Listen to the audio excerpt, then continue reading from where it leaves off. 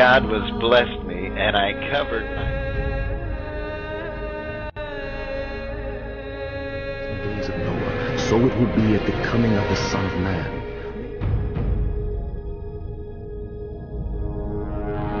Now, the devil's game hasn't really changed. On one day, your Lord will come. What he promised Adam and Eve, Peter, in the garden. Have that power.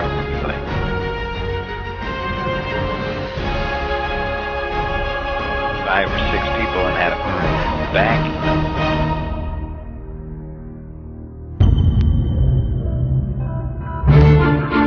Live Monday to Friday, 6 p.m. to 8 p.m. Eastern Standard Time. Revelations per minute.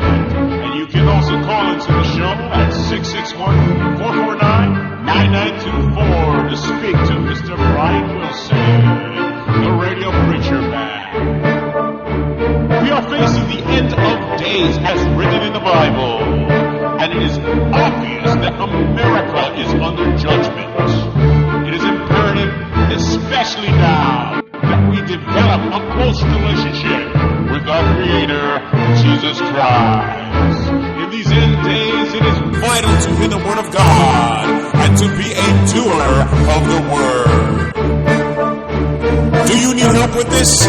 Well, then the radio preacher man is the man with God's plan. The radio preacher man focuses on the Word of God and how to apply God's principles and commandments into our daily lives. The radio preacher man will do his best to help you prepare for eternity. Medical experts and watchmen often join RPM, and they share information on subjects that churches are not discussing, such as the earth changes, Nephilim, the rise of the beast, and the Antichrist.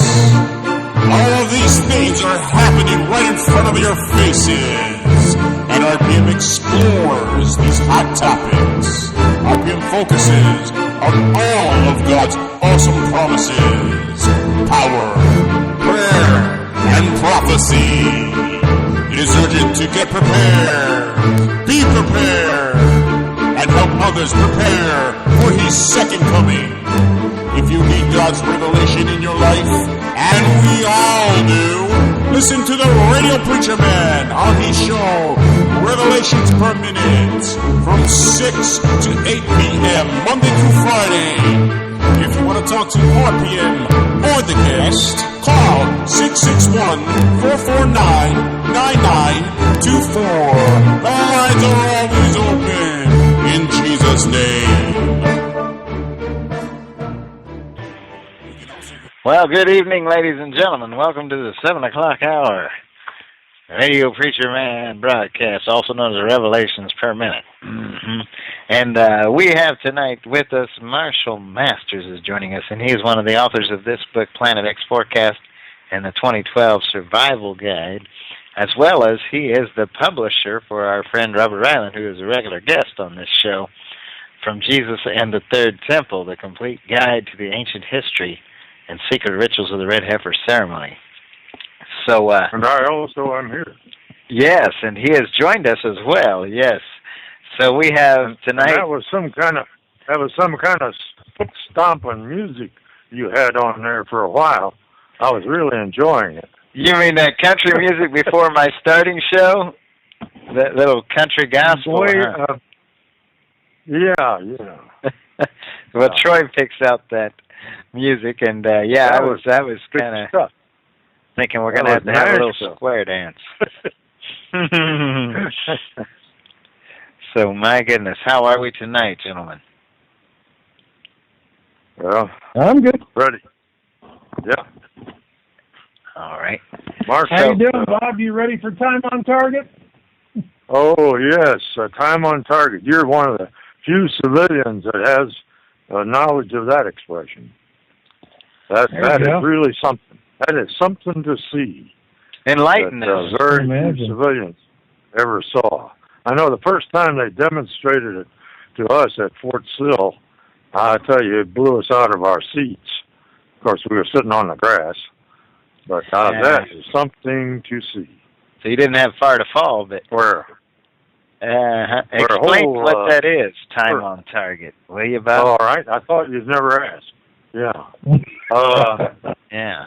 You have they had a road out there, a curved road down at the bottom of Mount Hines at Fort Sill, a dirt road, and they told us that, gentlemen, we are going to put a corps of artillery on that road with time on target, and you will see simultaneous airbursts above the road about 20 yards, and it would surely wipe out any trucks and or personnel or weapons that are on that road at that time.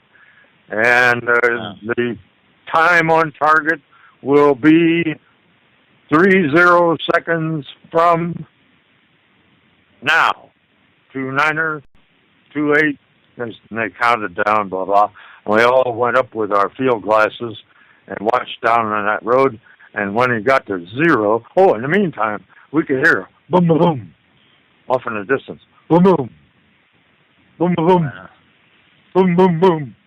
And all these battalions were in different places, everywhere, all over the country, and they were all firing on this one target.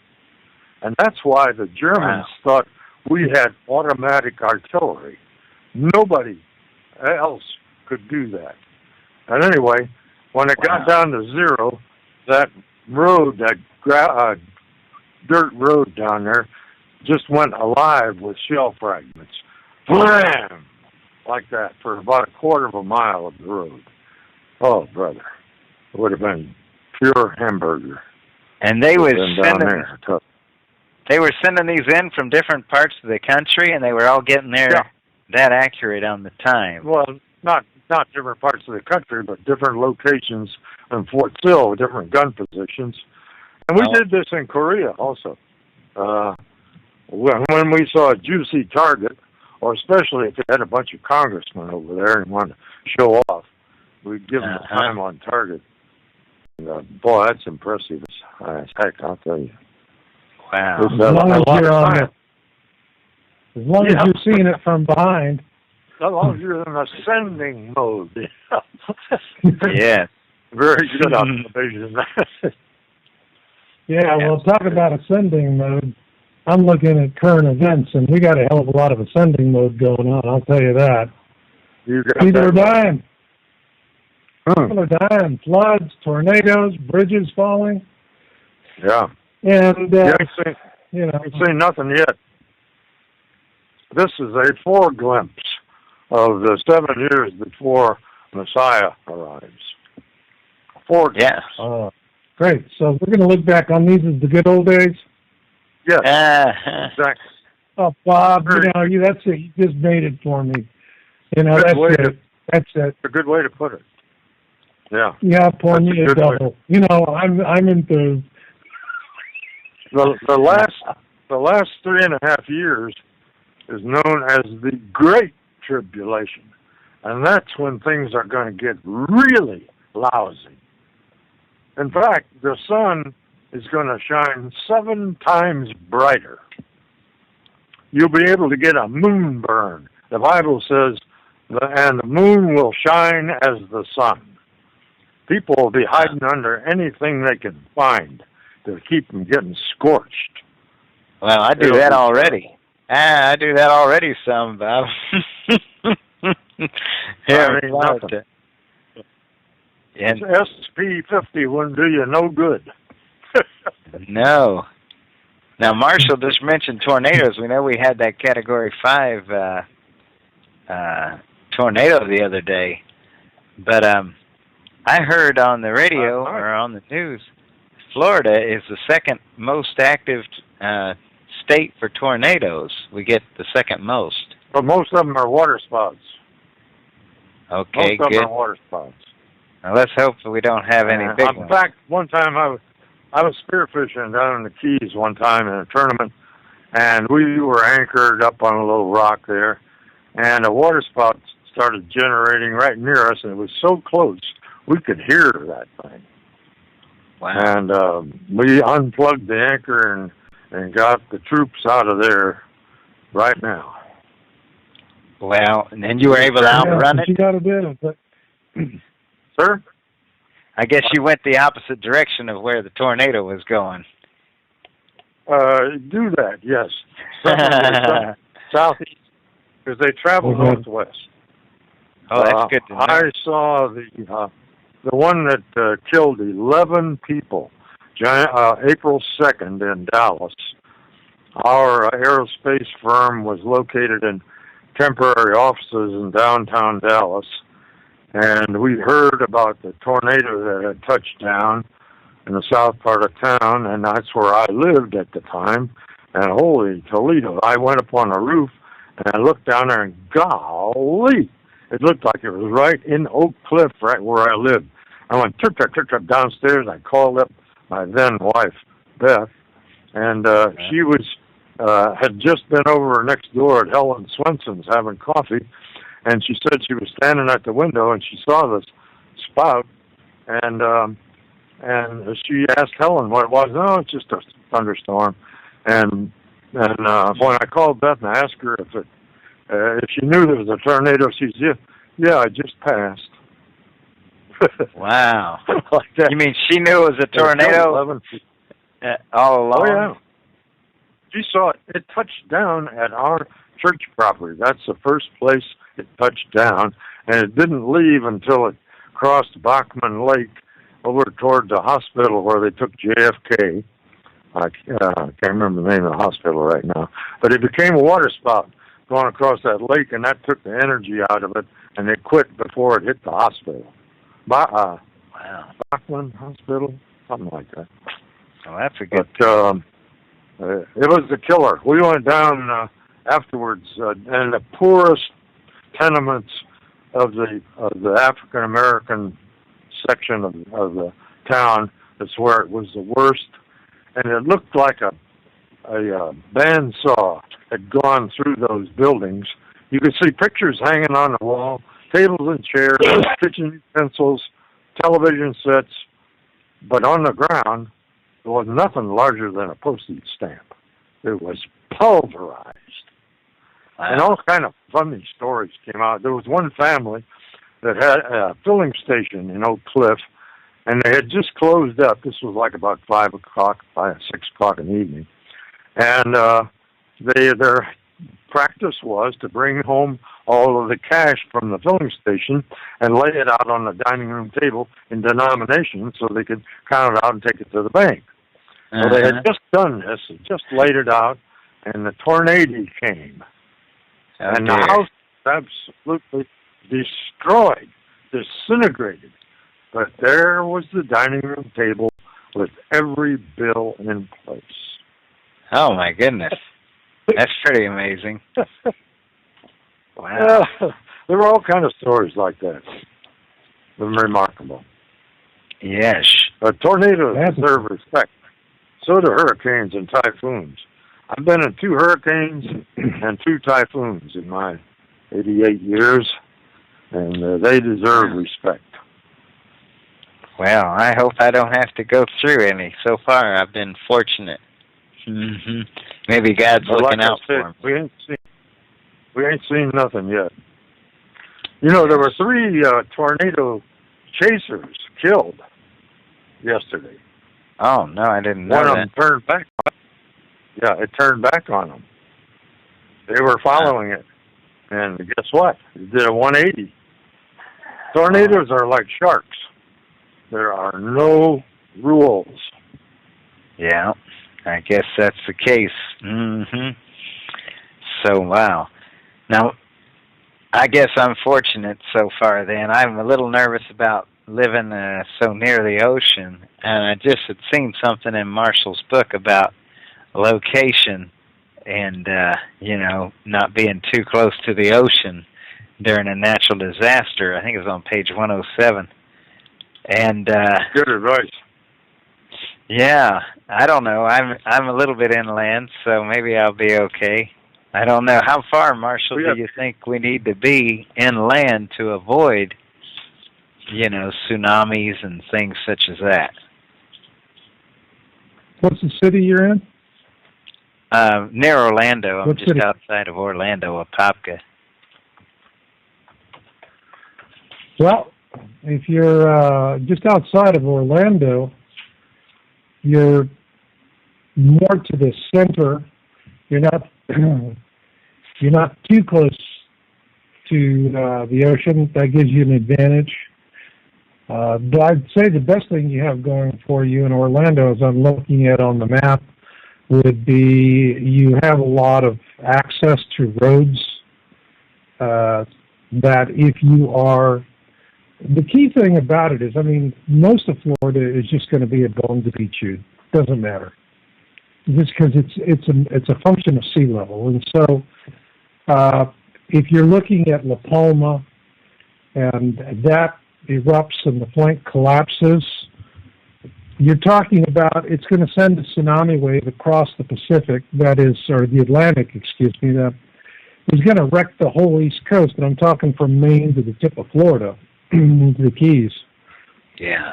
You could be looking at a wall of water that is going to go as far as 40 miles inland. So, and it'll arrive within about 8-hour span. And we are coming into, because of celestial alignments, the buzz on YouTube, there's a lot of good folks now doing, you know, when I first came into reporting earth changes and things like that, there really was a small group of us that were doing it. And I'm really pleased to see that there's a lot of really good fresh blood in that's come to this genre, and people that are really, really doing a superb job of following these issues, staying on top of everything. And we're a crow flies half mile from the ocean, but we have directly east of us the Bahamas, which would be a huge wave breaker for any tsunami that broke out east of the Bahamas. But if one broke up in the north, up around Bermuda, it would be like Marshall says, it would be a killer. Wow. Yeah, I mean, it really is, it boils down to, look, you know, you live where you live, okay? Mm-hmm. You and Mo are where you're at.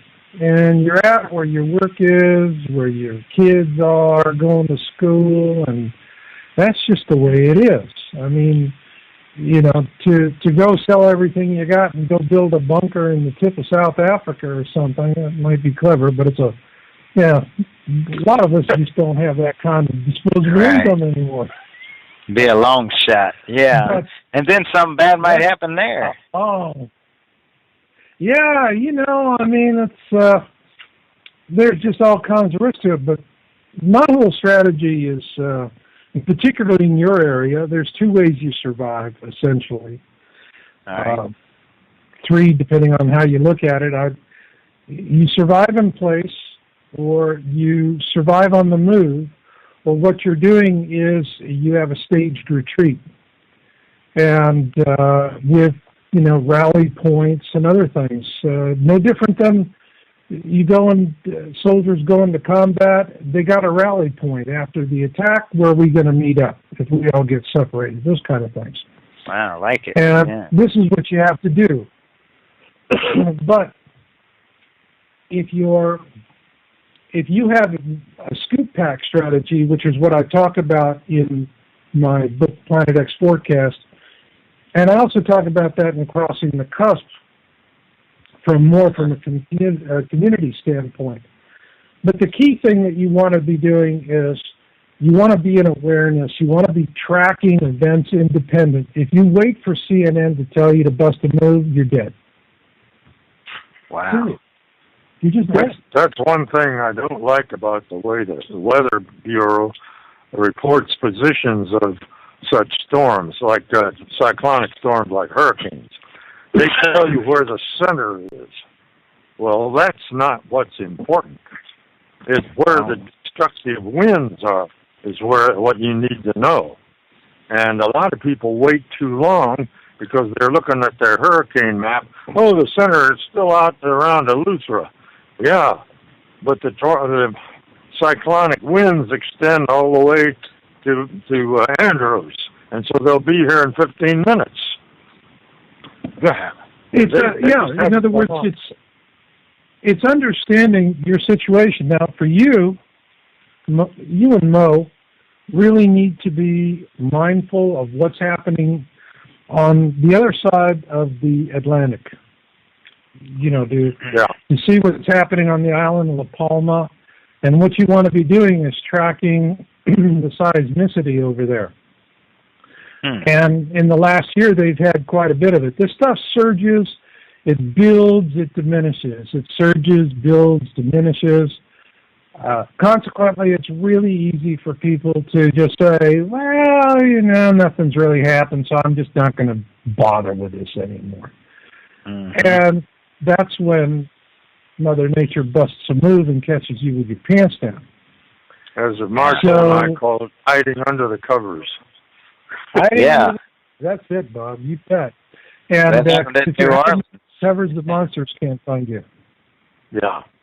We know some of the folks in New Orleans didn't want to go. They thought, it ain't gonna be nothing, even though everybody was telling them to get out. If they I can tell you that I'm out of here.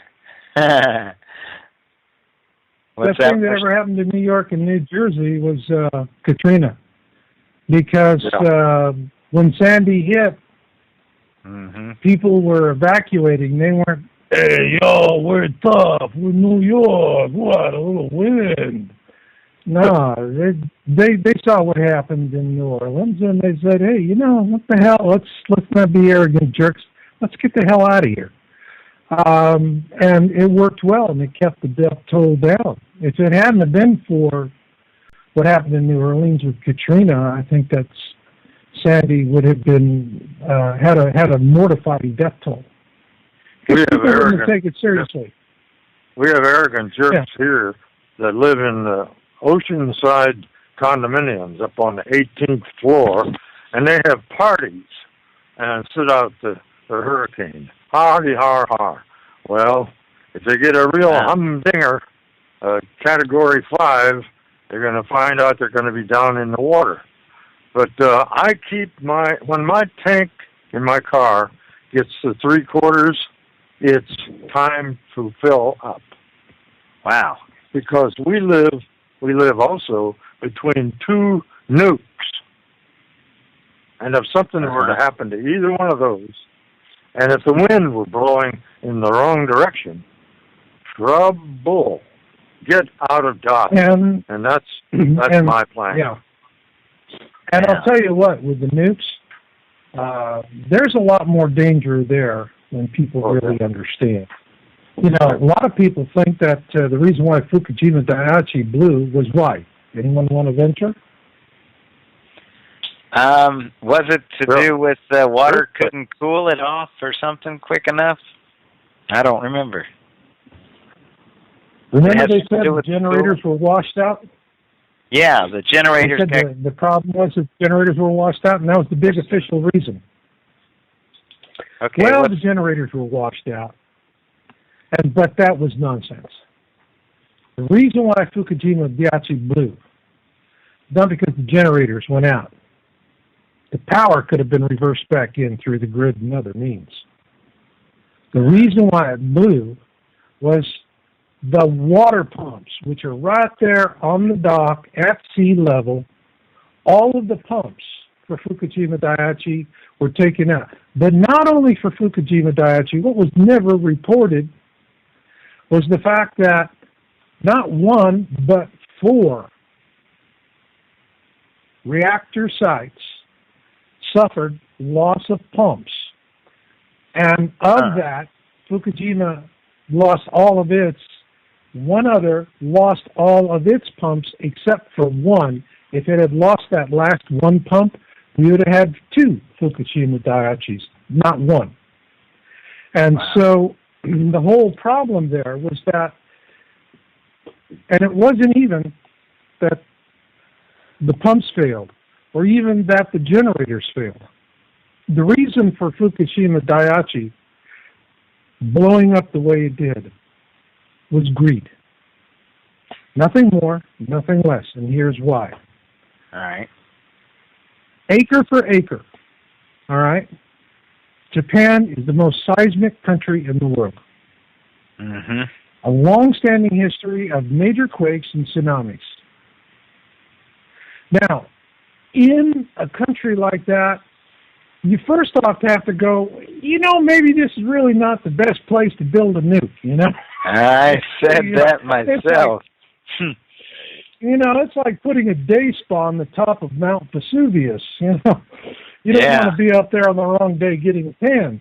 But they did that, but not only did they do that, you build, and Bob can talk about this, but you have an underlying assumption that drives everything else you do in terms of your decision-making is what's going to be what and where.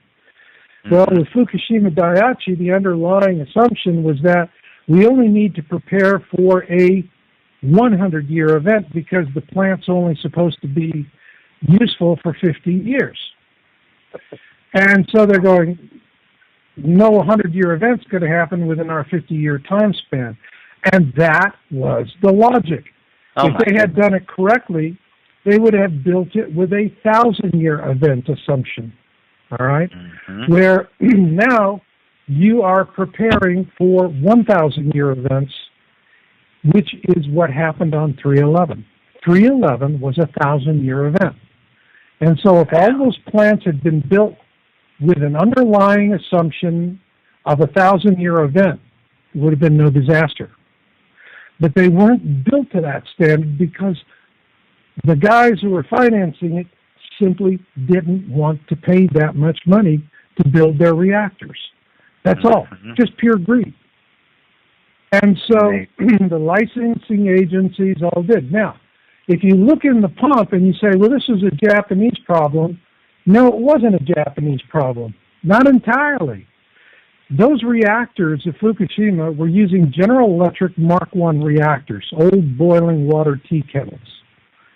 Mm-hmm. Now, the GE Mark I, and there's like about 140 of them scattered around the world, and a lot of those are dotting the coast, all right, all around. There's a whole lot of them up in the Northeast. We got one at Con Edison is operating down in on the West Coast, down on the Southwest, the southern half of California.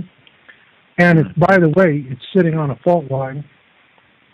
But the GE Mark I, about 2 decades after they started building them, they discovered that the GE Mark I design was inherently defective. It was a bad design. All right? Because they didn't have Bob on it. Well, the problem with the design was that the design didn't do what the design was supposed to do, which was to contain. Yeah. So when the reactors at Fukushima blew, Reactor 1 and Reactor 2, if you go and you look at the video, you see a subsonic detonation because the buildings were exploding, the gases built up, and the buildings exploded sideways. Boom, that's subsonic. Mm-hmm. But Reactor 3, which is this, all of these reactors are this old defective design. And by the way, why were they installed with this old defective design? Because the Japanese regulators followed the American regulators. The NRA, all right, our own regulators, decided that these things were defective, but it would be too expensive to replace them. So they dreamed up a retrofit that was just cosmetic more than anything else. And by the way, every one of the reactors at Fukushima had this new and improved retrofit. But the design was, they didn't care about the safety issues of these reactors. All they cared about was grandfathering them in because the utilities were screaming, we can't afford to fix the problem. And, if there had been some intelligence and they had said, all right, well, we need to revisit our 100-year assumption since we know we have inherently defective designs. Again, the nuclear regulators bowed to the utility companies and said, we don't want to spend the money. And they said, golly gee, we agree with you. Health isn't that big a thing. Okay, you don't have to spend the money. And so that was it. But here, it even gets better. Reactor 3 was a supersonic detonation.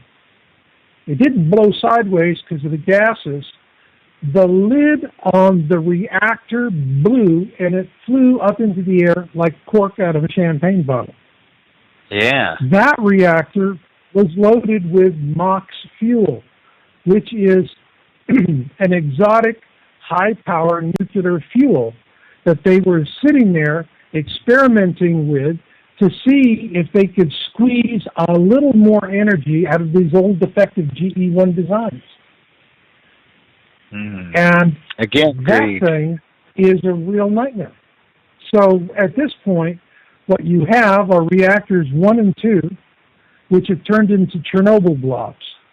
And the only thing that is preventing a China syndrome from happening is that, thankfully, the floors had enough concrete and rebar to hold the blobs. If not, they'd have passed right through all of that, right down into the water tables, and that's it. Japan would be, in their water tables would all be polluted with high degrees of radiation.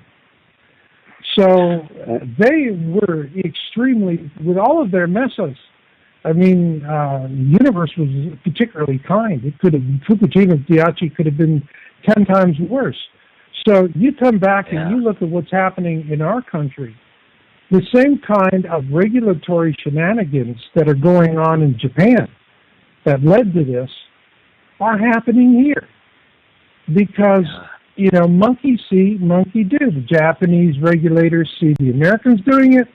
They copy it because they just say, hey, look, he made these things, and that's what they're doing. And it's cheap. So that's the way it goes. So what you should be doing is seeing what is in the way of nuclear reactors in your area, and you want to keep that in mind in your survival plans, because when those things go, where are prevailing winds heading? All right? Where are the water tables? Because if you're within prevailing winds, or you're sitting on the water table, and that reactor goes and you don't go in the first event, forget about it. All right? You're just going to really have a hard time. It's not going to be very much fun. So these are things that you need to follow. These are things you need to be aware of in your area.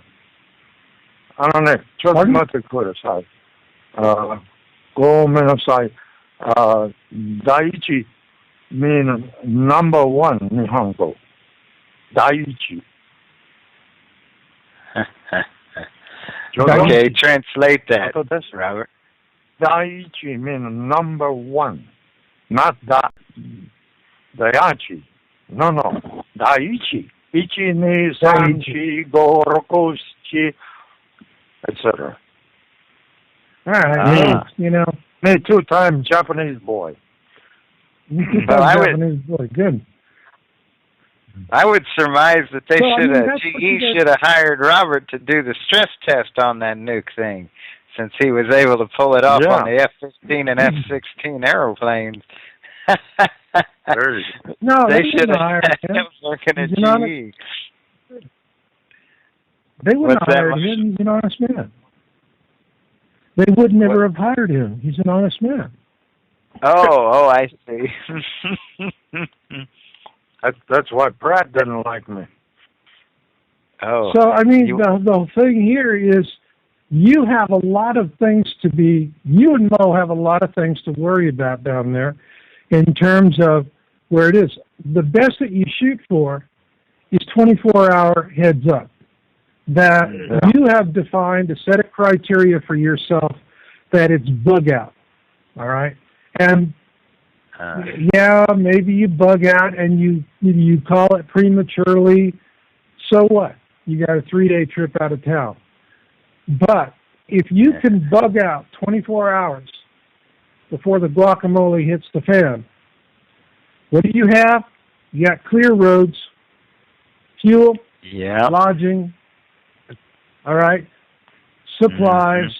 You have everything you need. 24 hours gives you well enough time to get the dog, in 24 hours, let me ask you, from where you're at in 24 hours, if you were to drive straight through, could you make it to the south end of the Appalachians?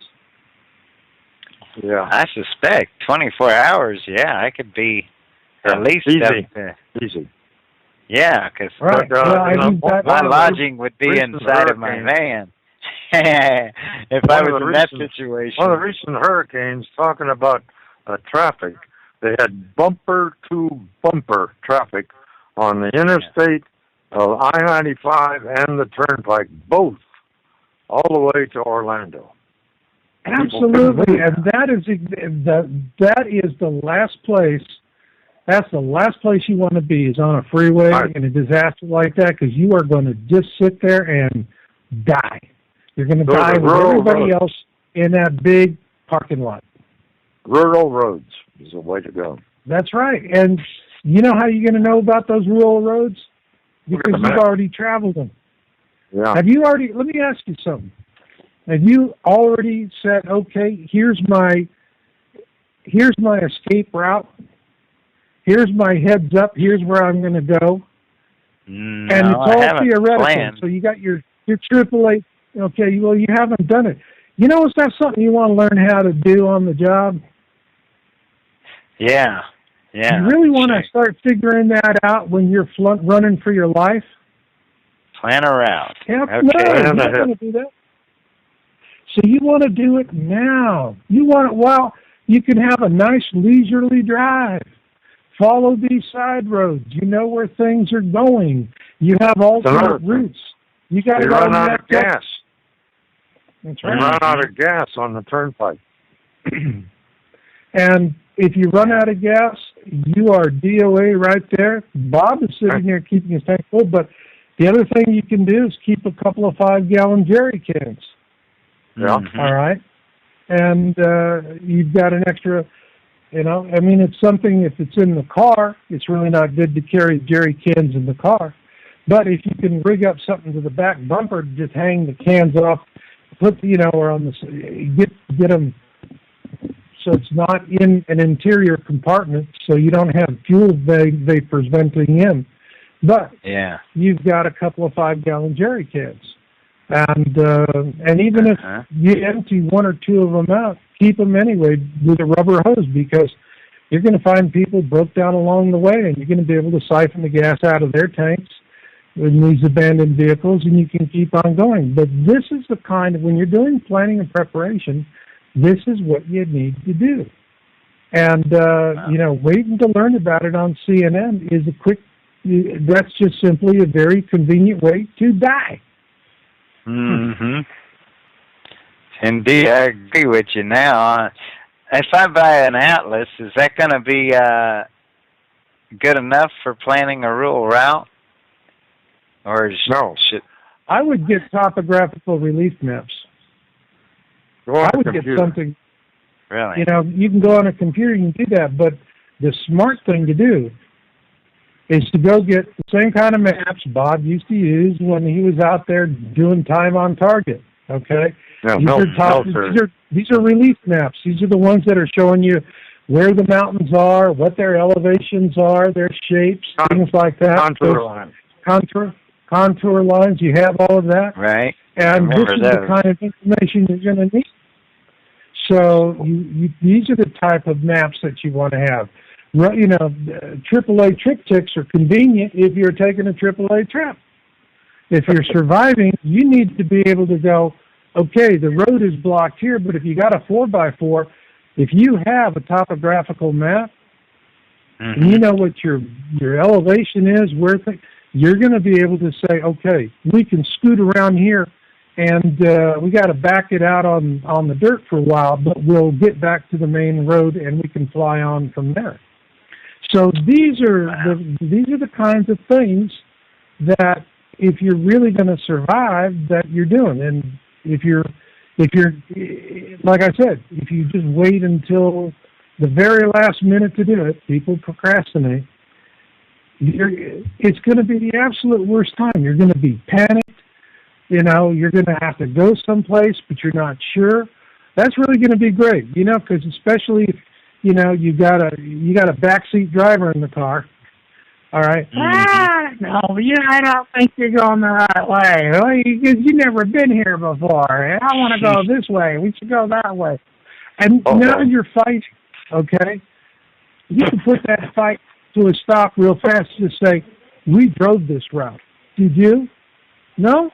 Well, then just sit and shut up and let us go, okay? Or we're going to leave you on the side of the road. That's it. And you stay focused on what you're doing because now you are in survival mode. There's no more time for pleasantries and democratic conversations. It is about the business of keeping you and your loved ones alive. You know, some evangelicals are probably sitting out there and saying, well, we're not going to have to go through all that kind of thing because we'll be gone. Well, they're forgetting about what I said a while ago. We are in the beginnings of sorrows. We are seeing a foreglimpse of the things that are going to happen during those 7 years. And our foreglimpse is much less severe than what's going to happen at that time. But nevertheless, like Marshall has observed, we're already seeing pretty bad stuff. And in the next few years, I don't want to talk about the timing, but according to my figuring, it's a ways off yet before the tribulation is going to start. And things are going to get worser and worser between now and then. And so we need to really seriously think about this plan ahead scheme that he's recommending. This is really good advice, boys and girls. Yes, it is. And really need to think about this. Now, yeah, and I mean it's a belief system, but also remember, in a global catastrophe, one of the first victims of a global catastrophe would be belief systems. And I hope this doesn't insult you guys. I'm just talking as a secular researcher, but when I look at folks that are saying, well, I'm going to be raptured out. Okay, well, cool, good for you. Hope it works out that way. But if there's one thing history has taught us is nothing ever really goes according to plan. And the bottom line with rapture theory is there's about it's like Baskin Robbins. It's like, what flavor do you want? And everyone's arguing about which flavor it is, and they're absolutely certain about it. And while everyone's arguing about which flavor of the rapture is working for them, they're not preparing and they are not planning, and they are leaving themselves open. And so the fact remains that whether you are talking about Christianity, communism, capitalism, all right, socialism, any of these big isms that run our lives right now, not one of them, guys, not one of them has ever pulled through a global cataclysm. Not one of them. Not one of them has a history of surviving that. And what will happen during a global cataclysm is that all of these belief systems that help us muddle through life and endure whatever we're dealing with are going to fail. People are going to be going, hold on a second, I followed the rules. I did everything I was told to do, and I'm left holding the bag. All right? And then there's the disorientation and the loss and the frustration that comes with it. I'm not saying that you have to give up your faith. I'm not saying that at all. Keep your faith. Faith is strong. It's going to give you the strength to keep putting foot in front of the other. But for God's sakes, don't give up your common sense. Well, I like that. I was a lot better prepared before I moved this last time. To be honest, I was more prepared and had a better idea of how to get out of Dodge and all those things. So I guess I'm going to have to go back to the drawing board and do some homework again, and have a better plan. So I'm glad we're having this conversation. Yeah. I think I need to at least buy an atlas. I don't know that I have one in either of our cars. But an atlas, at least you could look up the back roads like we were talking about, if you leave early and you take the back roads, at least that's a plan. It may not be, because this topographical relief map, that's getting pretty complex. Most people probably aren't going to go to that extreme, but they can get a road atlas and keep it in the car, and maybe some cans of gas. Because you can have your tank topped off, but if you got 2 or 3 cans to go in there when you start running out and the stations are backed up, you know, you may just want to keep putting that gas in and keep running while the road is clear and go as far as you can. Well, you burn it off and top off your tank with those extra cans as soon as you can. That's what I used to do in my boat. I would run over to the islands, and we would stop at the first little spit of land that we saw, and I would get out my extra cans and top off the fuel with what I had burned on going that far. And then I had empty cans from there on till next day. Go. And that is, you know, it's, you always want to have that. But also make sure you have a 5-gallon jerry can for water. Yeah. Think about it. When you're in the military, you'd have a 5-gallon can for gas and a 5-gallon can for water on the back of your Jeep. At least I did when I was a medic. You know who invented we always those had cans? a jerry can. You know who invented those cans? Don't tell me the name of Jerry. What did they call them? Jerry cans. Right. They were invented by the Jerrys, you know? Yeah. Figured that one was coming. Same way with the same way with the entrenching tool that we had. The folding shovel. That was also invented by the Jerrys. I have one in the trunk of my car. Yeah, I have one somewhere around here.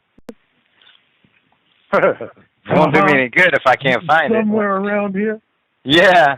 I'm sorry, but you're really not inspiring me with confidence on that one, Bucko. I think I know where it is, but it's not in the car like Robert there. Maybe I should start getting prepared. If my wife listens to this show, I'll probably be starting right away. That's right. You know, now it's really difficult to search your memory cells in your brain when you have your wife standing next to you screaming, "We're all gonna die!" You know, I'm gonna go buy a road atlas tonight. I think I'm gonna go ask you right after the show. I'm gonna ask you, Elena, about this. Yeah. I'm gonna ask you, Elena, about this. It's it funny. was a good imitation of a wife hollering, "Don't go that way." I could probably it is criticizing my driving too, but I better not. She's probably listening. My wife is blind.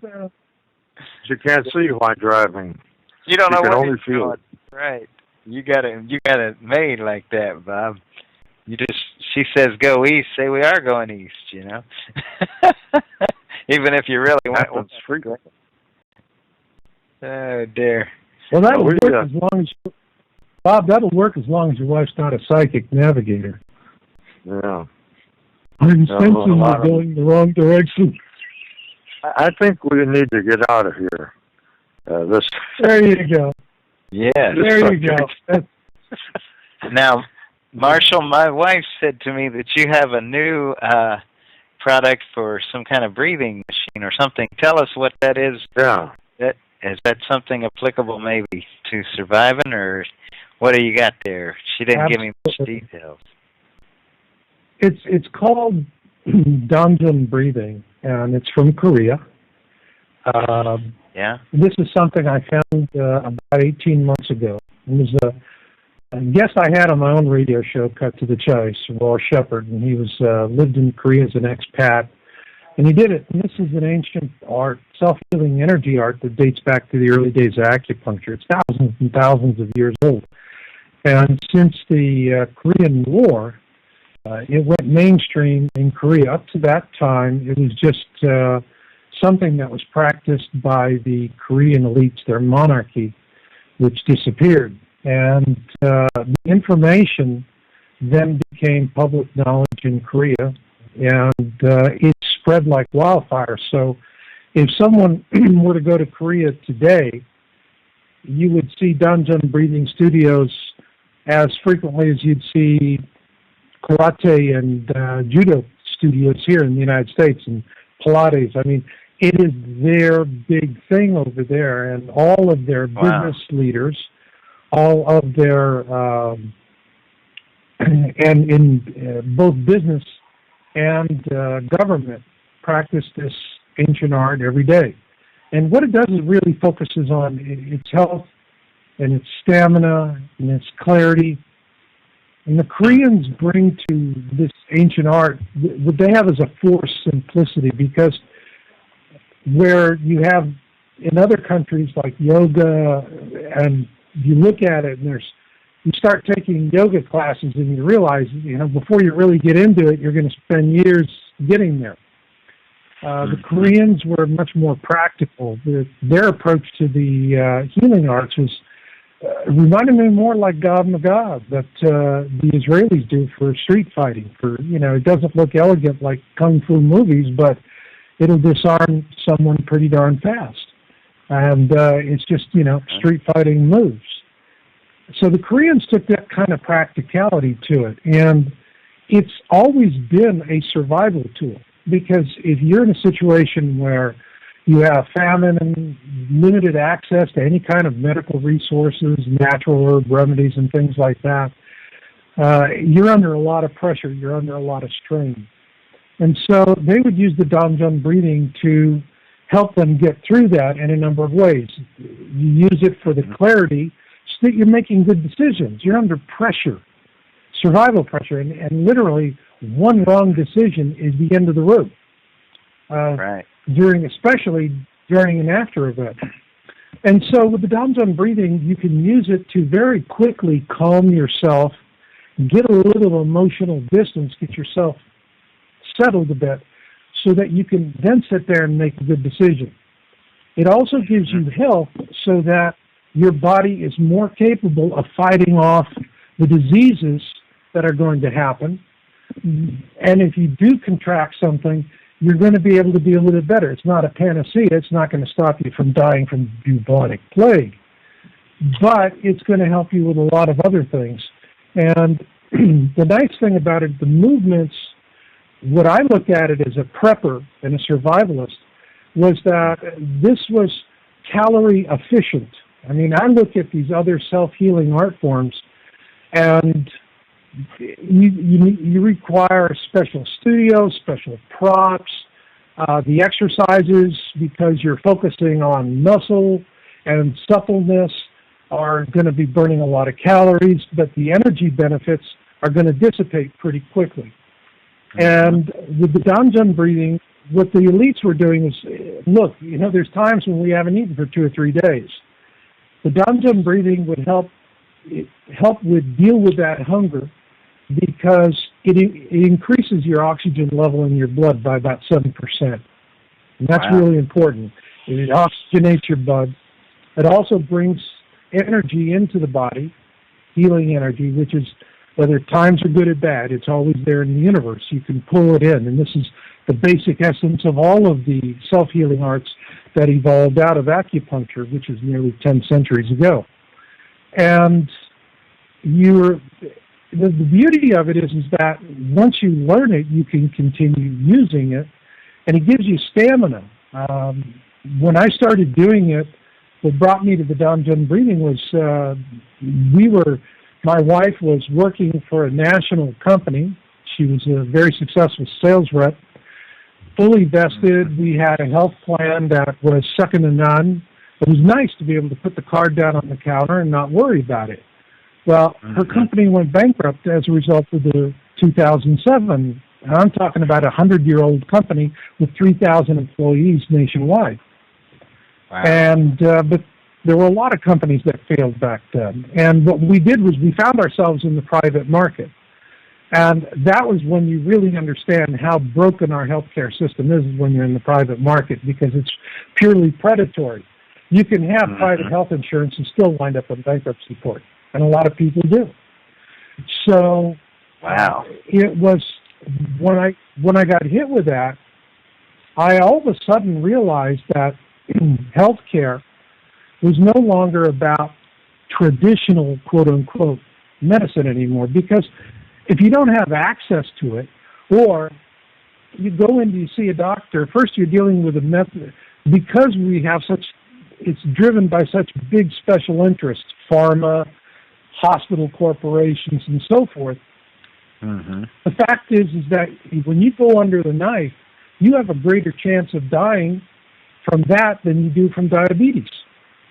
Yes. That's a simple fact. More medical mishaps kill more people than diabetes. And but the worst case is that if you find yourself in the private market where your workplace is downsizing your plans and you're in your 40s, it's like, how the heck do I keep my nest egg and survive this 3-card Monty healthcare system until I reach Medicare? But then when you get to Medicare, you have another problem. Try and find a doctor who's taking new patients. Yes. Try and find a doctor that's going to give you more than 30 seconds in a consultation. I got my mother-in-law, when she goes, the doctor's happy to take the Medicare. He comes in, how you doing, looks at the chart, makes a couple of scratches, gives her a prescription, walks out. That's it. Wow. In 3 years, the guy's never once put his 90 seconds. Not once.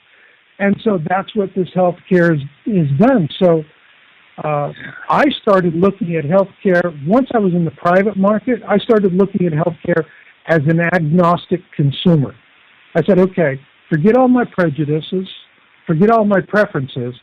What I want is something that is simple, it works, and I don't get into a situation where the financial goalpost 60 keeps seconds. moving away. So if you want to get to that promise of healing, which may or may not happen, you got to keep throwing good money to bad to get there.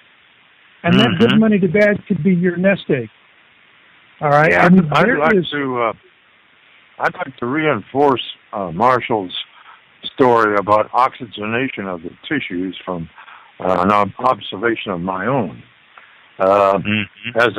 Having dived scuba diving for more than 4 decades, I used to refer to it jokingly as my what do you call it, treatment? Barium enema? Yes. 10 seconds. Whatever.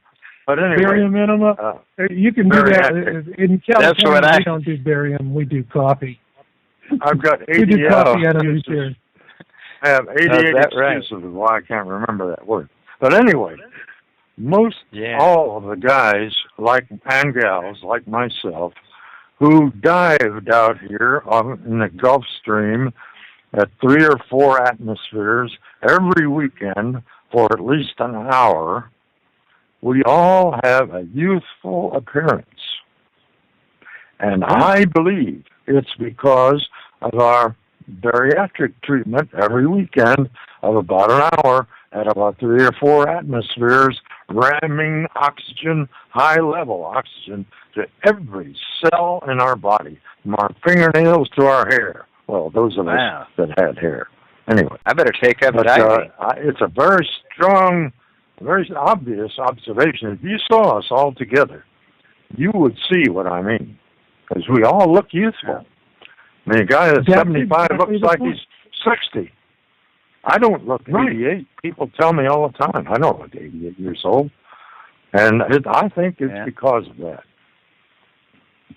But, I agree with you, Bob, because, I'm 60, and people say I look younger because I have good skin.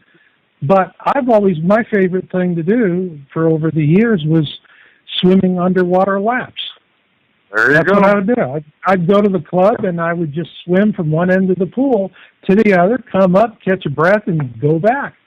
And that's what I always did for years. And so oxygen is really, really important, and keeping yourself in a good state of mind. And so I looked at this, and for me, I had two problems when I started doing the Danjun breathing.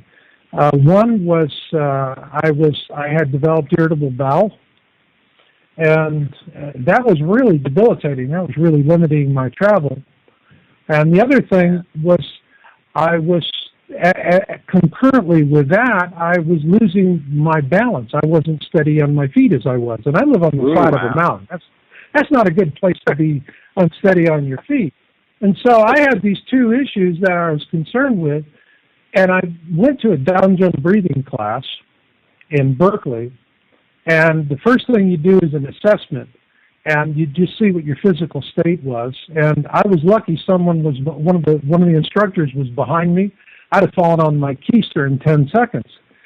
And today I could take that same test and just go on and on and on like an Energizer bunny. But back then, no way. And but I did a full day of training, and after that I really started feeling real relief. And the only thing that had helped me up to that point was organic remedies and oriental medicine and acupuncture. Those three things together have given me much more relief than if I had gone to a doctor for pills and potions to mask the symptoms. And but I was really surprised that the Danjun breathing really settled it. And today, ever since I started doing it, it's a lifetime condition. But as long as I don't do something stupid like eat a bag of peanuts, and I do my Danjun breathing, I'm good to go. I don't need anything else. But here's the other part that really got me, and the reason why I saw the survival utility in this was that in the process of working on that problem, I felt better in a number of different ways, but the one that amazed me was all of a sudden I was steady on my feet again. Super steady. Wow. And now, I'm back to, if I want to climb up and down the hill, I don't care. And when I regained my sense of balance, and I know that as a survival author, this is absolutely paramount. You know, in a disaster situation, people have to understand everything's going to be busted up. Sidewalks are going to be busted up. Roads, bridges, everything. You're going to be crawling over debris. When you look at countries where they have these big earthquakes and there's really sloppy construction, and now they're pulling dead bodies out of you're going to be crawling all over that kind of stuff. And with sharp objects, rebar, all kinds of things that can hurt you. This is not a time when you want to lose your footing because you're not steady. And so when I realized that, I went, my God, this is so important for all of my readers, people my age. When you're 20s and your 30s, you're going to live forever, okay? Yeah. You're made out of carbonite. But there's an old expression. If you wake up in the morning and you don't have a physical complaint, it's because of one of two reasons. One, you're under 40, or two, you're dead. Okay? That's aging. All right? Amen. Amen. That is aging. And so when I'm looking at this and I'm thinking about my preppers, the people who have been inspiring me over the years, who are in their 60s, 70s, and 80s. And these are people that you could say, fine, they could ostensibly say, well, hey, I'm old, I've had my life, it's not on my watch, why should I care? They care. They care a lot. And they don't care if their families are with them or not. I remember this one lady who was in her mid-70s. Her husband had passed away, she sold the home, got a 10-acre farm out in the country, one of these things where the corporations buy up the farms and leave the farmer 10 acres in his house and a barn. And then the farmer finally, said, to heck with that, and moves to the city. She bought one of those. Yeah. With a beautiful barn and well and all that. And she was going into town, going to the Salvation Armies and whatnot, and continually buying sleeping bags, clothing, shoes for men, women, and children of all ages. All natural fabric. And I said, wow, are you doing this for your family? She said, no, my family thinks I'm as crazy as a peach orchard boar. Okay? I said, well, then why are you doing it? She says, because I know God will bring to me the people I need to help. And I'm preparing for them. Now, the work this woman is doing this, and she's not alone. I've met so many of these people, they stun me. So there's times when I feel like, and I get some poison pen jerk that wants to go out and smear one of my videos. I don't care, because I've met the real people out there doing the real work of God. But this is something where I could not only help the people that they want to help, but I can help them as well. If someone is in, the woman that demonstrates this series, and it's a symptoms handbook. I've designed it. I was a medic in the Army for 4 years. I was an 18-year-old kid, and I learned everything that was in my medical aid bag, exactly what I could do with it, what I couldn't do with it. And I will tell you that, you can't do everything with a medic's aid bag, but you sure can do many of the important things. And that is what I did with this product, is I developed it the same way as a medic aid bag. And so there's a handbook, and the handbook is, ask simple questions. Where does it hurt? What do you want to work on? What do you want to change? And there's 7 different ways to access that information, whether you want to talk about your symptoms, emotional or physical. You can treat both with this system, but also it's what part of your body, what part of your exercise plan, what about your body type, these kind of issues. All of these different ways to find the exact pose that you need in a group of 57 core poses that were chosen specifically. These are the ones that have proven over time by the Koreans to be the most powerful survival poses. What I love about them is that a lot of them you can do in a sick bed. You can be flat on your back, and you can do Danjan breathing and start feeling better right there in bed. I do it all the time. If I'm not sleeping at night, I do Danjan breathing. I go off like a baby. Boom. And I mean, it's so... When I need to learn that. I just was like, this is lot of restless absolutely... A lot of restless nights, but it's just... And all of it is, if you were to ask me, boil the whole thing down, what is it in a nutshell? What's the secret of Danjan breathing? It's Mama Kiss the Boo Boo. That to me is the whole secret of Danjan. Mama Kiss the Boo Boo. Think about it. When you're a kid and you get hurt and you run to your mother, you say, Mama Kiss the Boo Boo, because you know that she's all, it's going to come out with a Mercura comb and that's going to sting. But she's going to kiss it, and that's going to make it feel better. And it's that combination of hands-on therapy and love and attention that we want as children. But also, when we're babies, we're belly breathers.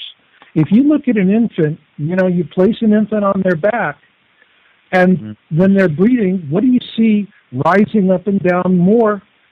Not the chest, you see the belly, right? Yeah. Children, infants, instinctively belly breathe. If you look at animals, look at your pets, they belly breathe. Belly breathing is how you get your body oxygenated.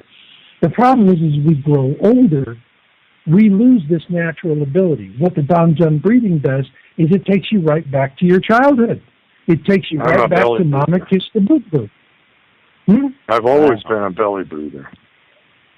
Yeah, and belly breathing is probably one of the reasons why you have your longevity and you have your strength. Belly breathing is absolutely, genes are good. Absolutely. And the Levi's and otherwise. But, the thing here is that... Everybody get that? That kind of went by fast. That would be, I stuck that one on it, Bob, but... Non-Wranglers, my website, Levi's. Yeah. There you go. And, we have, the thing about it, guys, is we have 3 videos we put up for free on YouTube, and you can see them at our site, feelbetteronyourown.com. That's it. Feelbetteronyourown.com, because that's really what it's all about. And we have one for people to help them with stamina. We give them one of the exercises and explain the secret of Danjan breathing. And I designed this. I'm the courseware architect. I'm a retired systems analyst from Silicon Valley. My clients included Lockheed, AT&T, Oracle, Sun Microsystems, All right. And what I used to do for these people is they used to hire me as a systems analyst, and they say, figure out what we're doing so we can explain it to stupid people, to boil this down to $10 an hour workers, if you will. That was what I did. Keep it simple, stupid. And so when I designed this system, I designed it no differently than I would have done if Lockheed or Oracle or Sun Microsystems had spec'd it out for me.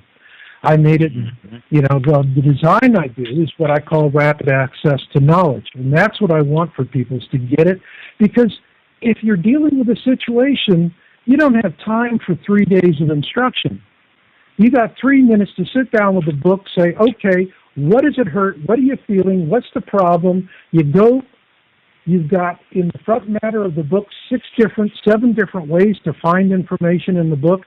You can find exactly what it is, look at it, get the bullet lists on how to do it, the pictures, it's fully illustrated, it's color, it shows you how to do it, and then immediately you are working with that person to do something with their body through visualization, movement, and focus. They don't need anything special. You can do it anytime, anywhere. All you need is enough room to move about. And you can immediately start helping yourself and helping others to relax.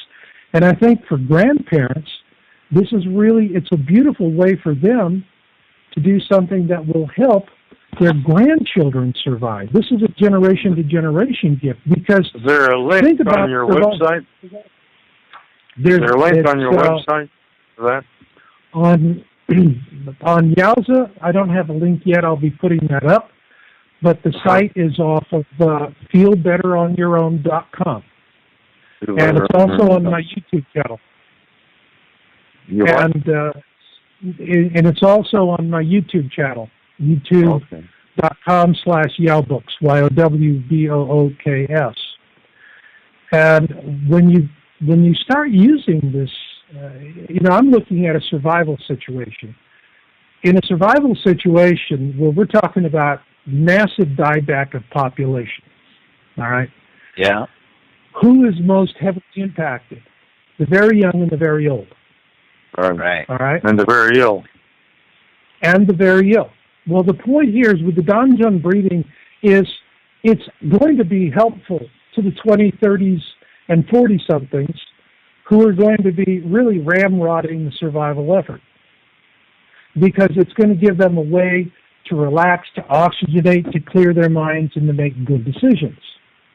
But for the seniors in the party, all right, the grandparents, and if they understand how to do the Danjun breathing, they can do it so that they're not a burden on their families, that they're going to have more stamina and more health so that they can be with their families and help them to survive. But also, it's going to be something that the grandparents can in turn do with the children. So while the adults are out trying to scavenge for food and build shelter, the seniors and the juniors can be doing Danjun breathing together and helping each other to get through, so that they're not as much a burden on everyone else, and they have a much greater chance of succeeding. And so these are the things that when I looked at this, and I saw from a survival standpoint the power of it, that was when I said, I've got to do this. I've got to bring this to the people who follow my work, because I've got something here that they're not going to find anywhere else. And I need to package it for them in a way that it's just as convenient to use as the medic aid bag I had when I was a kid in the Army. Wow, okay. And that's what I designed the system to do. I'm on the website. I'm going to check it out, and I do want to learn more about that. Yeah. Thank you for coming on and right sharing there that. You can see in the center column, you're welcome, and as you can see, there's the videos, help sore hands, improve balance, and increase stamina. You can watch those videos, and I'm going to give you something you can start doing today. That's the whole point of this, is that we designed this, and I said, look, I'm not trying to be all things to all people, I don't need to be a panacea. What I want is something I had as a medic. I want something that's going to hit the real important things. Okay? Mm-hmm. And that's the way we designed this thing. So it hits the real important, that 80% of things that are really going to keep you going. So, and a whole wide range of problems. You can use Don breathing for back pain, menstrual cramps, irritable bowel syndrome, all kinds of issues. And it's something that you can just do with natural movement. That's very simple, and most importantly, very calorie efficient. You never break a sweat. If you're pushing into pain or you're breaking a sweat, you stop doing Don breathing. You're doing something weird, but you're not doing Don breathing. So, yeah, check it out, guys, and I'm sure you'll see that you'll see the practical application from a survival standpoint. The site that I sent you to is more of that's more for the immediate. It's for people today like who are falling through the cracks. It's scary. I mean, I'm looking at they're already projecting huge increases next year in health insurance premiums because of Obamacare. And I don't know what the heck Obamacare is going to do, because frankly, the only people that do know are the special interests that wrote the legislation in favor of themselves. Well, Nancy Pelosi knows. Well, I hope she had to pass the bill so she could find out what was in it. Well, they passed it, so she must know now, Yeah, well, she might have been too busy to find out after they passed it. I don't know. She's a busy lady. But I don't think we ought to. We shouldn't go here. I mean, I have to say, when it comes to the healthcare, I'm a registered, non-affiliated, like none of the above. I don't belong to any political parties.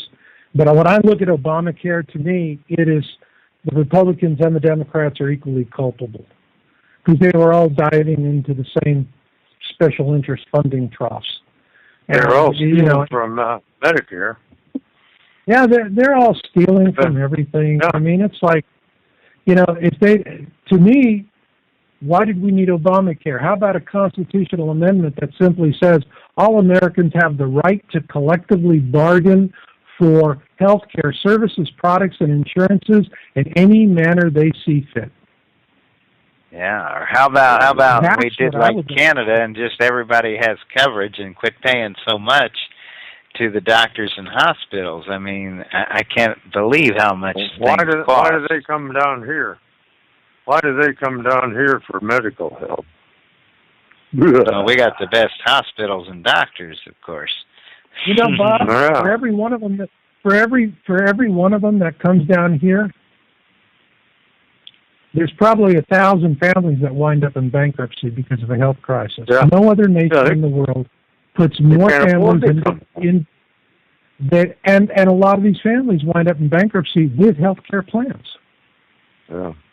I went to a therapist, and there was a girl there from Belgium, and she said, in my country, we pay 50% tax on everything we earn. Doesn't matter if you have 5 jobs. And said, but you don't have to pay anything for medical care. But Mr. Island, they would tell you, because you're over 75, you're out of the workforce, and therefore you wouldn't be eligible. Here's an aspirin and a wheelchair. Goodbye. Wow. And that's what, that was the same thing in Russia. Death panels. They have death panels. I mean, there's rationing, and they're going to be, however they set it up, and I can see why Poland would have that, because they're following the Soviet model. I mean, I remember I was in Russia in the early 90s after the fall of the Soviet Empire, and I was in a Russian hospital, and it was winter. And I walked in, the hospital was half empty because it was cold. They couldn't afford to heat it. And I'm serious. It was like down 65 degrees, and patients were taking beds off, the mattresses off the empty beds and putting them up against the windows to try and insulate the rooms a little bit for a few degrees of temperature.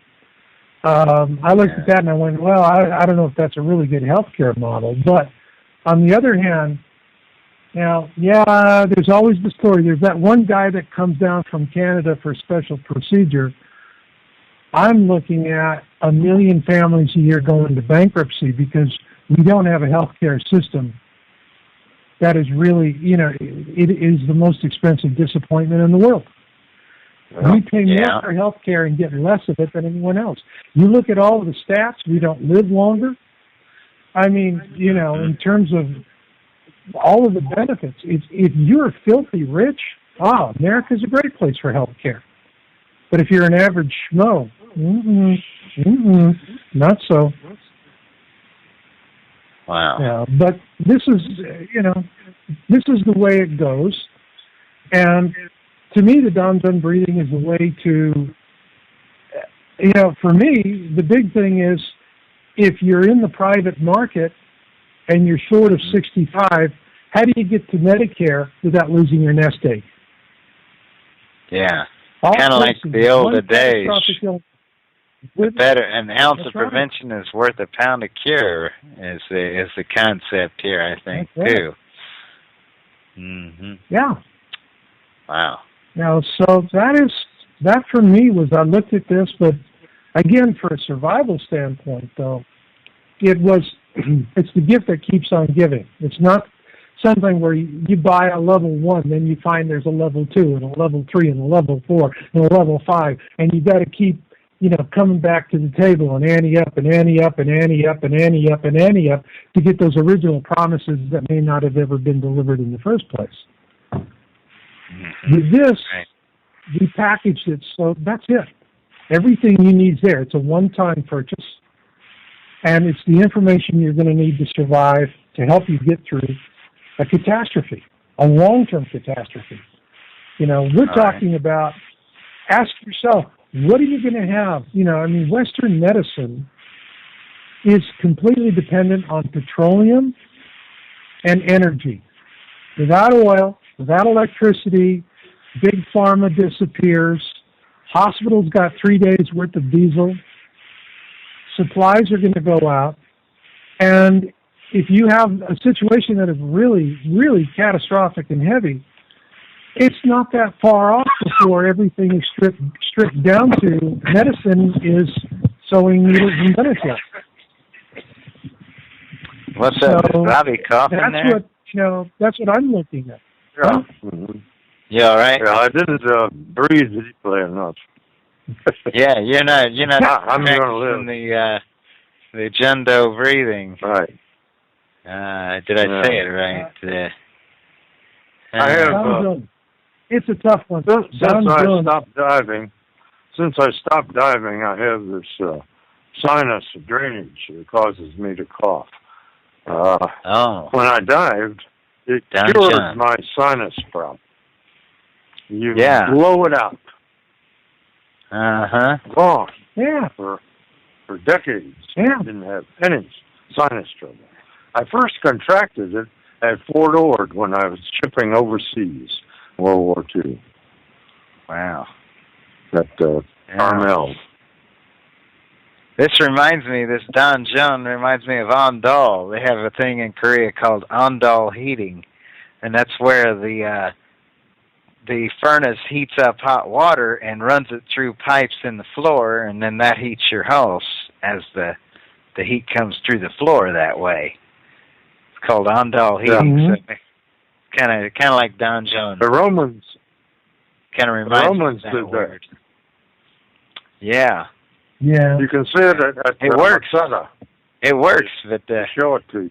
Mine ran on a diesel engine in my apartment when I was over there, and so I had to put diesel fuel in this old engine in the kitchen there, and that would heat up the house. Okay, yeah, those were the good old days back in the 1900s.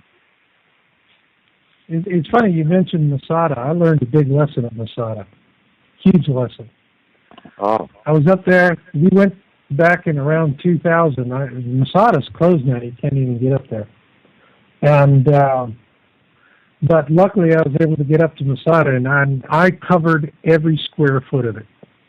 And I mean, the more rickety the railing, the better I liked it. And, it's really something that when you get into these cisterns where these folks were actually bathing, and you're just sitting there where they sat, and it's like, whoa, do you get a sense of history? But I finished, and I was walking all over Masada, and I was looking.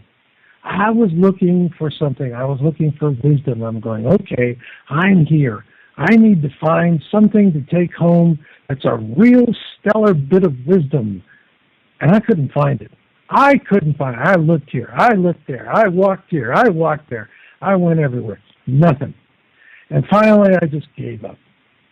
And went back to this main area overlooking Adrian's ramp. And there was this young gal. She was an archaeology student in Tel Aviv and working on her master's. And she was giving tours for extra money. And I was listening in. She was very, very good. And, of course, they really don't like it when you listen in because you didn't pay for the tour. So, but, I nudged and I listened, and then she told everybody, okay, you got some free time, wander around, and then, get back here. We're going to go to the bus. So she then kind of moved off and was standing there looking over the ramp and just kind of, chilling out, getting mellow, waiting for a group to come by. And I stood next to her and just dying to ask the question. I just said, excuse me, I saw your presentation, liked it. And she said, yeah, I noticed. And I said, can I ask you a question? She said, yeah, sure, why not? I said, what's the lesson of Masada? That it's good to die for your beliefs?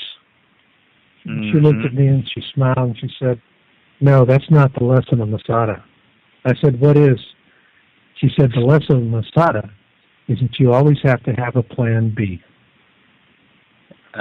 Stay out of slavery was their lesson, too. I think in that ordeal. They was like, I ain't going to be a slave. I'll be dead first. I'll be dead first. But today, they don't think about it that way. They go, you guys didn't have a plan B. Yeah. If you had a plan B, you wouldn't have had, what did Patton say? Don't die for your country, make the other bastard die for his. Right. Okay? Yeah. So, I mean, that is, that's the thing here, is that you got to have a plan B. And that has always been a driving principle in everything that I do when it comes to what I write and what I talk about on survival. I'm always standing on Masada. I got a pearl of wisdom at Masada. Yeah. It's the top of it is at about the same level as the Negev Desert and Beersheba. And that's where Abraham was at Beersheba when the Lord told him to take Isaac and go to the land of Moriah, to a mountain I shall tell thee of. And and so Abram saddled his donkey and started going, and it says he saw the place from afar off. Wait a minute. I'm up there at Masada. They told us, do you think you can see Jerusalem from here? Well, I doubt it. Huh? Well, look off there on the horizon. You see the little kind of a gray bump right on the horizon? That is the Mount of Olives. Aha! Yep. He saw the place when I was there. Off. He didn't see what's called Mount Moriah, the Temple Mount. That's the lowest peak in the whole region. And so, in my book, I told about this. I am pretty confident that Isaac and all of the sacrifices and the red heifer and Yeshua all were offered at that same spot on the Mount of Olives, which can be seen from afar off. Wow. Yeah. Pearl of wisdom. Wow. That's right. That's what I said when I saw that and read that. He saw the place from afar off. He sure as heck didn't see the Temple Mount. He saw the Mount of Olives. Son of a gun. Wow. Yeah. Cool deal. There's a lot. And, okay. Talking I about really, the swimming pool. Talking about the swimming pools up there, our guide told us that this one big pit there looked not like a cistern exactly. It had steps going down into it. And he said, that was a swimming pool. And I piped up and I said, that was a mikvah. He said, no, it's a swimming pool. Those guys are really arrogant, some of them. I mean, they walk down one side and immerse themselves, and they walk up the other side after they've immersed themselves, and the traffic is continuous going down there to the mikvah, to the ritual bath. Mm-hmm. And it's plain as day, but he said it was, it's a swimming pool. Oh, okay. Wow. He hasn't read the book. That's it. Blow the whistle. Everybody out of the pool. Yeah. Okay, good deal. I like when it's everybody in the pool. That's it. Yeah. That's even better. But yeah, it really was. It was really amazing to sit in there, and yeah, it was And the thing about Masada that amazed me was it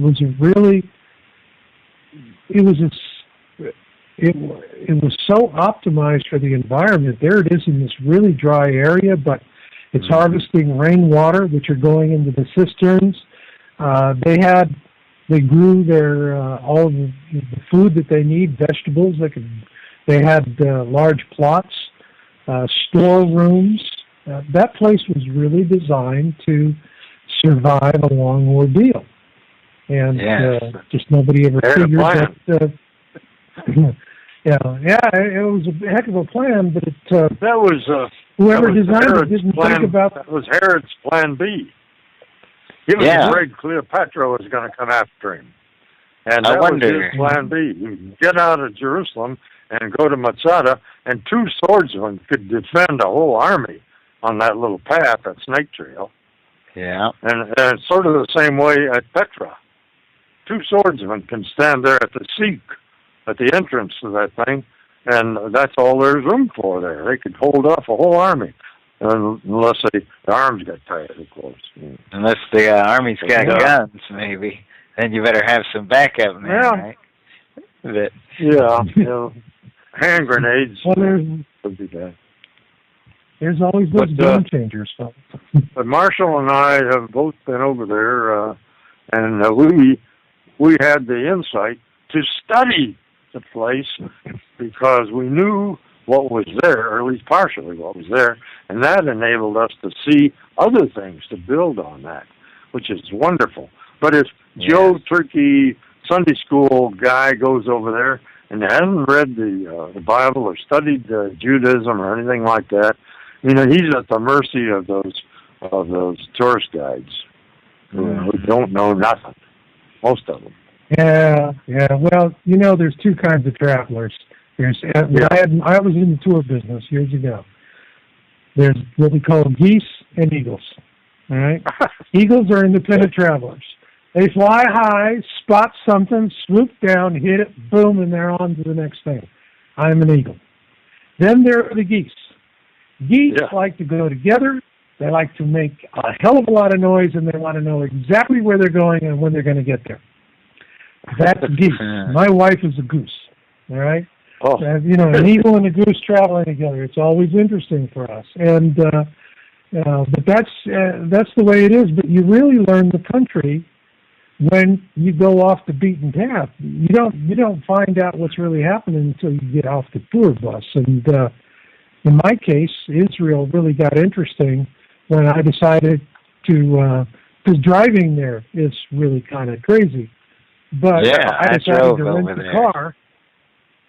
Yeah. I drove, and you know what? I never had so much. It was like Disneyland for me. It's like the one finger salute, that's global. Everybody understands that. But Jerusalem was like Seoul. I had a blast. Yeah. I was able to pull back on my driving experience from Korea to drive in Jerusalem. It was very relevant. My 2 years in Korea became very relevant. I mean, and the people riding with me were like, wow, I can't believe you can drive like this in this traffic. I'm like, well, it's just like driving in Seoul. When I was over there. It's like driving in San Francisco. Probably. Yeah, or like driving in San never Francisco. Driven there. When Marshall first saw my book, he thought about, hey, this would be great for a tour of Israel. Yeah. And that is for sure. Boy, the things we could show them, I'm telling you, blow their stacks. It would be but just you know, the thing about, when you do a tour, you've got to have an interesting angle. You know, I mean, you have your generic Costco tour packages, but when you really want something interesting, you got to have a gimmick, you know, like Gypsy Rose Lee. And when I looked at Bob's book, I'm going, oh my God, this is like going, you know, it's just not going to the Middle East in a tour bus, it's going to the Middle East in a time machine. You know, and there's Bob at the front with the microphone. Well, looky over there, and you're just getting all these little factoids as you go along. And that's the fun thing. Yeah. So that's, you know, his book is like that. You're just going to, as you read it, it takes you back in time, takes you back into, it really connects you with these ancient figures in a way that you don't have with, you know, second-hand, third-hand accounts. It's really just the next best thing to going to the Middle East in your own private time machine. Yes, I'm looking in page 406, Robert. You've got a display that shows how they had to have a hand breadth, approximately 3 inches of space. Was that between the ground and the holy person? Between the ground and the stone. The ground and the stone. So if you were standing on a stone insulated from the ground soil below by 4 finger breadths, you were on clean territory. Okay. I was just wondering, because I know you had said something, too, that they had done something with the red heifer, the cow, had to be elevated off the ground at all times, right? Wasn't that part of the deal with the red heifer? He had to have that hand breadth between him and the ground. At least a finger breadth, yes. 4 finger breadths. That's a hand breadth. Wow.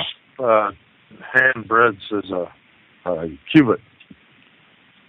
But I think my book also brings person closer to God by showing God in a more, if you will, human concept from looking at the divine presence, Shekinah. He lived with the Jewish people in his holy house, in his hometown, Jerusalem. I mean, no other people have had this. In the Ark of the Covenant. Knowing that,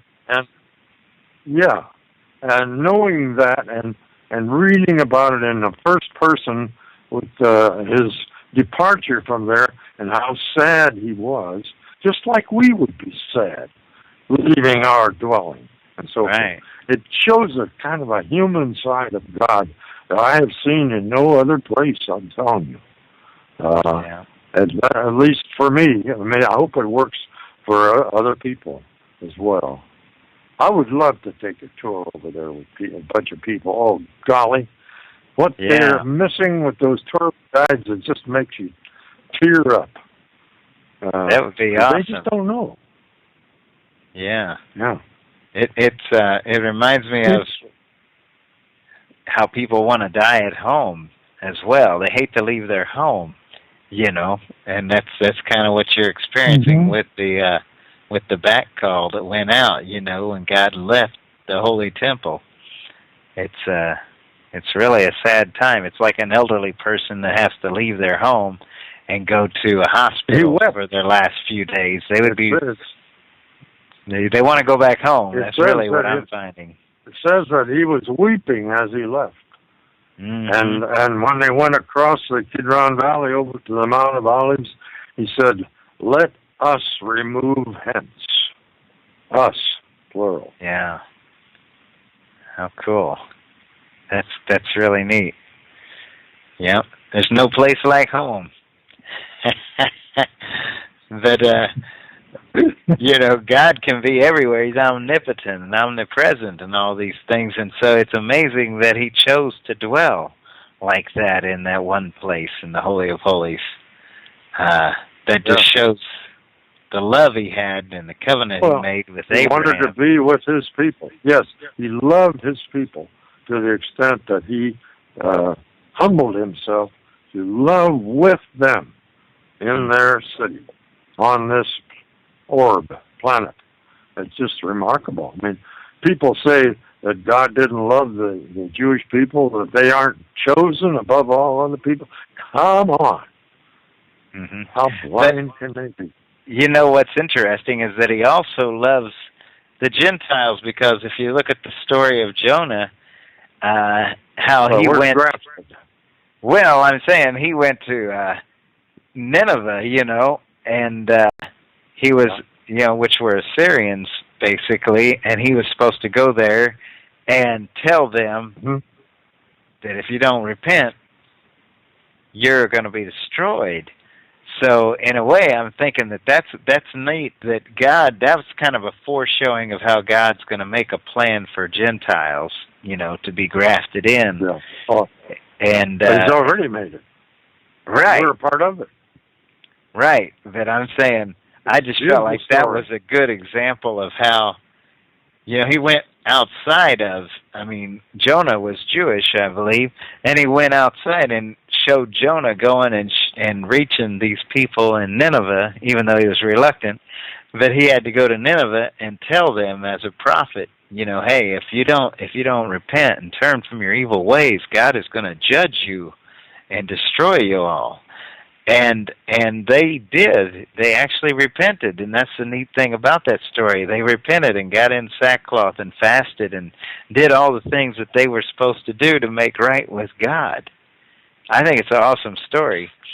Not to detract from what you were saying at all. I'm just saying it's neat that he, even back then, thousands of years ago, had the foresight to have that story occur, to show that he made all of it.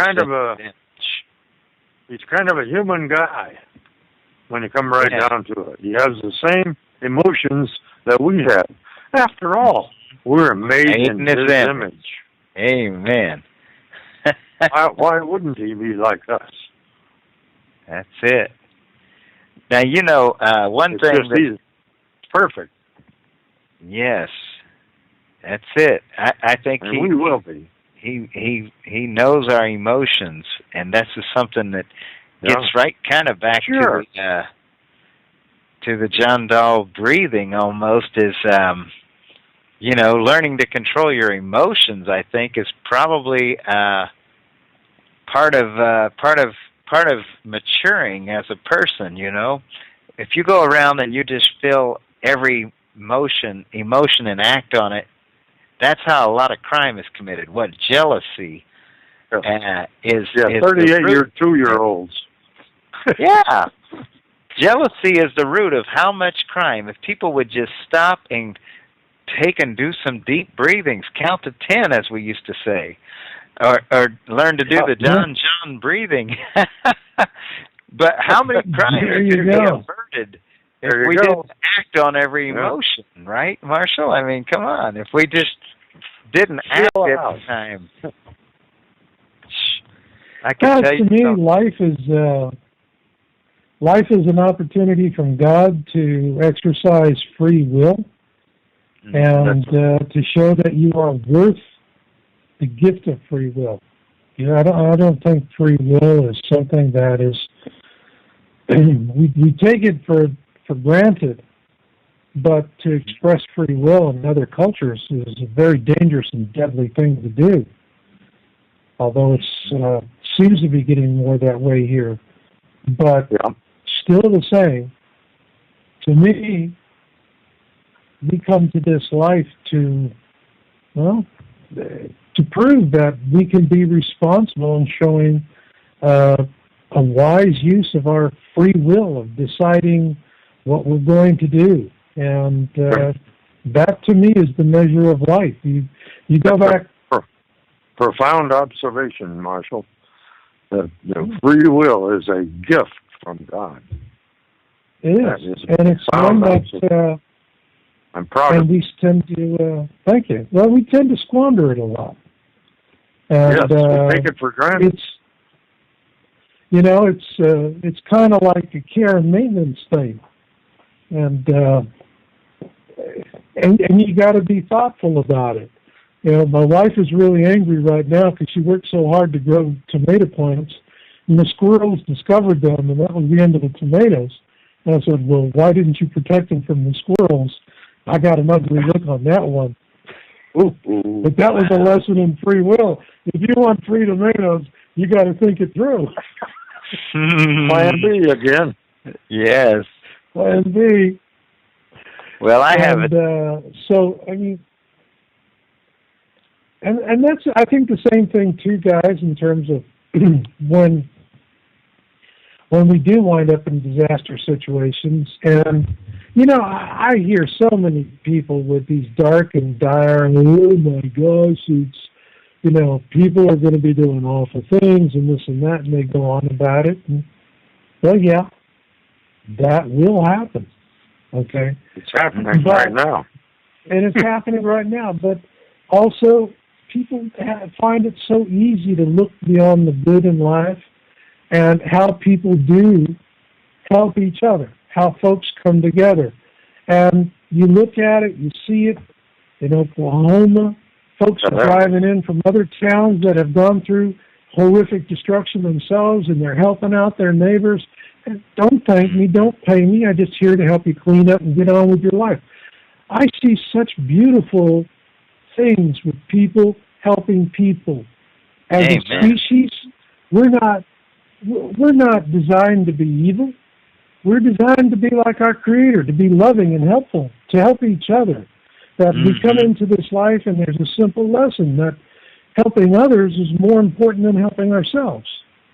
Yes. And in that, we find a sense of community amongst ourselves, but we find a new sense of community with God. We find a purpose in this opportunity of life that God gives us to come here and to be intelligent about it.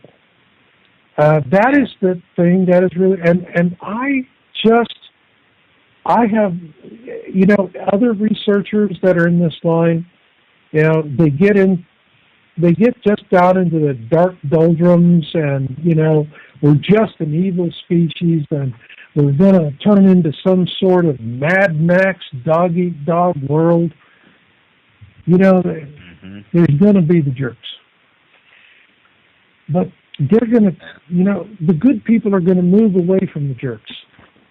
And after a while, then the jerks are just going to feed on themselves, and then they'll be gone. And when you hear the expression, the meek shall inherit the earth, all right? Yeah. And I will explain that to you, not from a Christian dogma standpoint, because the term meek has been intentionally bastardized. Yeah. If you go to the etymology of that word, all right, meek originally meant salt of the earth kind of people, stoic, compassionate, caring, helpful, quiet, communicative. That is what the original definition of the word meek.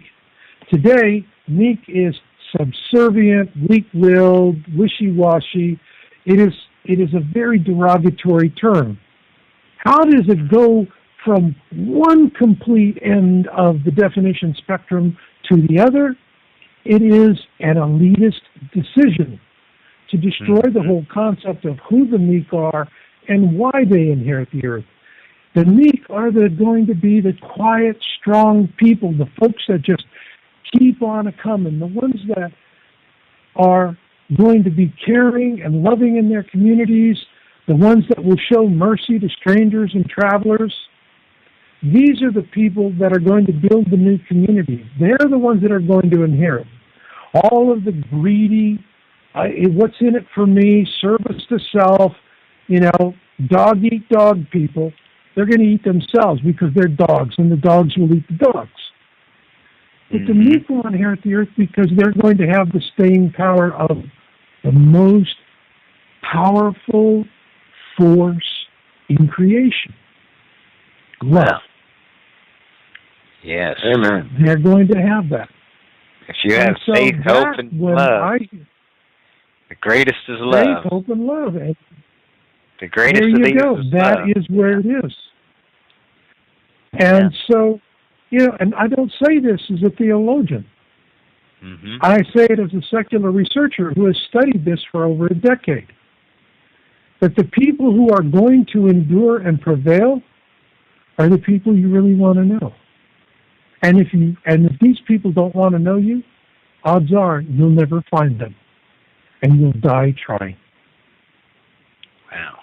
And so I look at all the plans of elites, and all I think to myself is, nothing ever goes according to plan. It's true. But I guess so. the meek shall inherit. The meek shall inherit. So you can look at this topic, and when we're talking about the end of life as we know it, step back before you go, oh my gosh, maybe the end of life as we know it is not a bad thing, because life as we know it is destroying us, and it's destroying our planet. Eternal life is what counts. Yeah. Eternal life. But here, this is where we come to learn our lessons. To me, guys, okay, probably someone's going to write me a big letter about being sacrilegious, but my personal belief is we're all gods in training.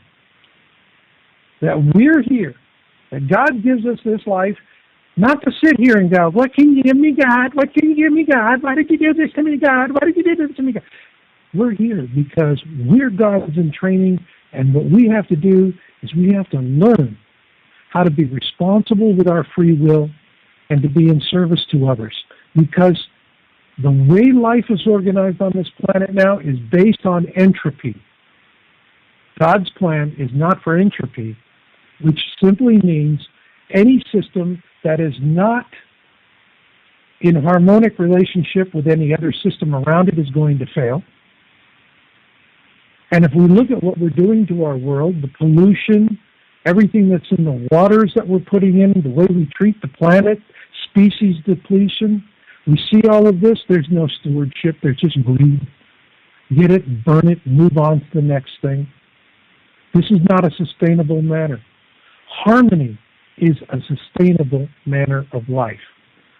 And so, to me, that is what we're being put on this planet to learn. As itty-bitty, still getting off our knees spirits, we're learning what God is trying to get through us.